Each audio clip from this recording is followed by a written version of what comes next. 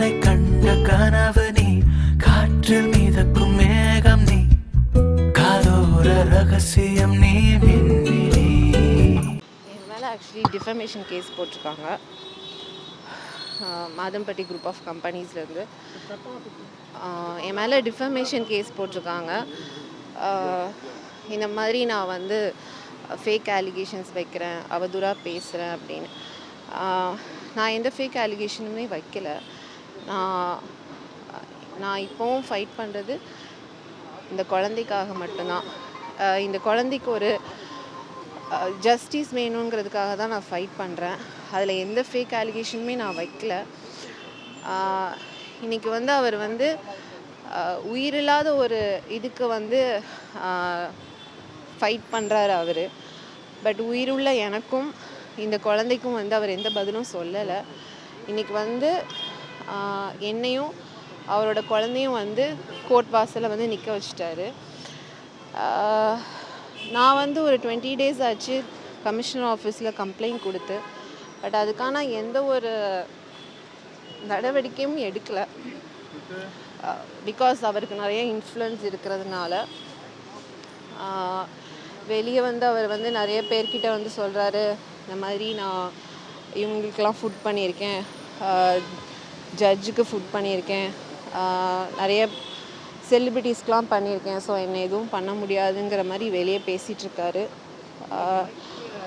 காசு பணம் இருந்தால் என்ன வேணாலும் பண்ணலாம், தப்பு பண்ணிவிட்டு எஸ்கேப் ஆகிடலான்னு நினைக்கிறாங்க.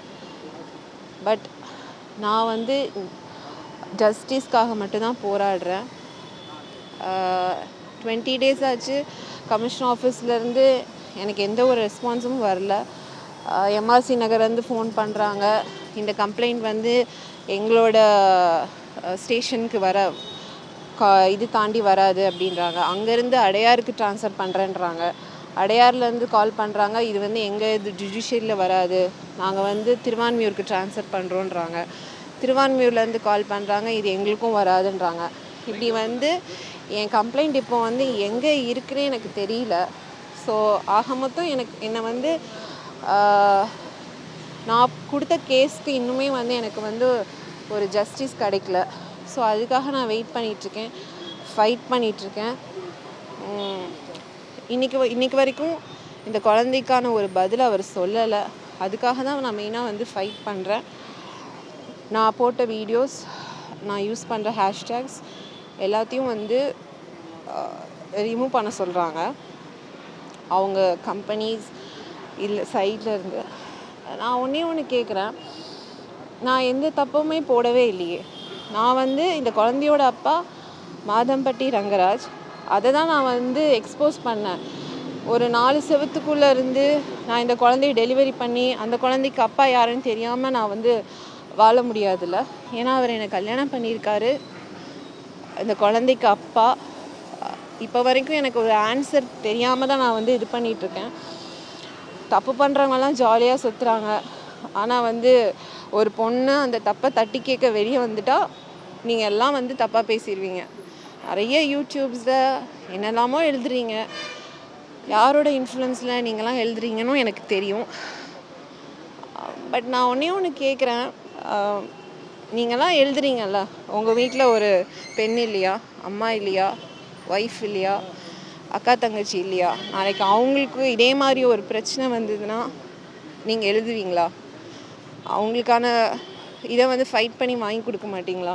ஸோ என்ன மாதிரி ஒரு பொண்ணு வந்து வெளியே வந்துருச்சுன்னா அவதூறாக என்ன வேணாலும் நியூஸ் பரப்புவீங்க.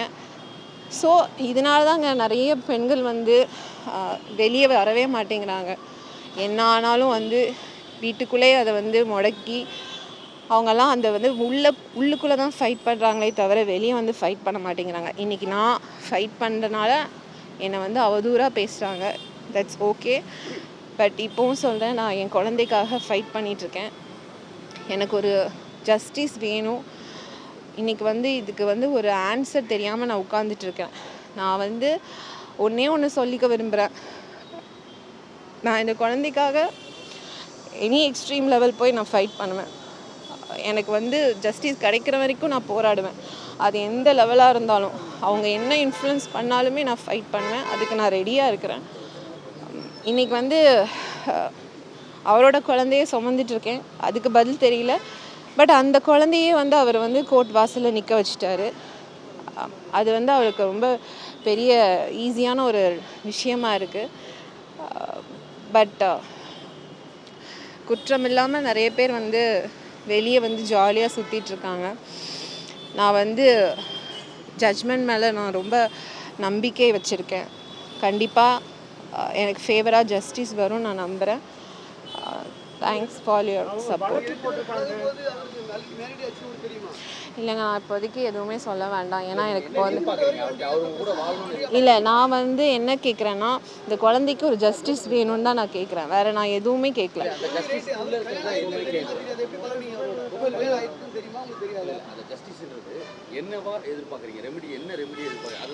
அந்த குழந்தைக்கு அவர் ரெஸ்பான்சிபிலிட்டி எடுக்கணும். இப்போது ஒரு 2 months பேசாமல் இருக்கார். இன்றைக்கி திடீர்னு வந்து என் மேலே ஒரு டிஃபமேஷன் கேஸ் போடுறாங்க. நான் ஹேஷ்டேக் யூஸ் பண்ணக்கூடாது, நான் வீடியோஸை டெலீட் பண்ணணும், போஸ்ட்டை டெலீட் பண்ணணும், கம்பெனிக்கு வந்து என்னால் வந்து அவதூறு பேச்சுகள் நான் கொடுக்குறேன் அப்படின்னு. நான் எந்த ஃபேக் அலிகேஷனுமே வைக்கலை. நான் இப்போவும் சொல்கிறேன், இந்த குழந்தைக்காக மட்டும்தான் ஃபைட் பண்ணுறேன். இந்த குழந்தைக்காக தான் நான் அந்த போஸ்ட் எல்லாமே எக்ஸ்போஸ் பண்ணி நான் எடுத்துகிட்டு வந்தது. நாளைக்கு இந்த குழந்தையோட அப்பா யாருன்னு ஒரு பெரிய கேள்விக்குறி இருக்குல்ல, அது மாதம்பட்டி ரங்கராஜ். அதை நான் வெளியே எடுத்துகிட்டு வந்தால் என் மேலே வந்து நான் ஃபேக் அலிகேஷன் போடுறேன் அப்படின்னு சொல்லிட்டு என்ன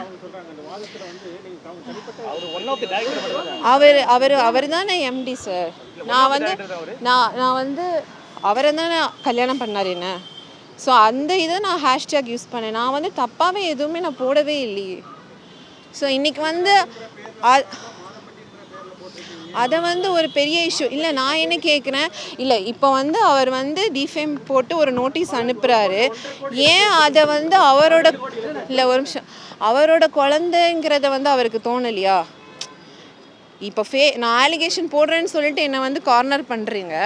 பட் அது வந்து அவரோட குழந்தை அப்படிங்கிறது அவருக்கு அது மைண்டில் ஸ்ட்ரக் ஆகவே இல்லையா?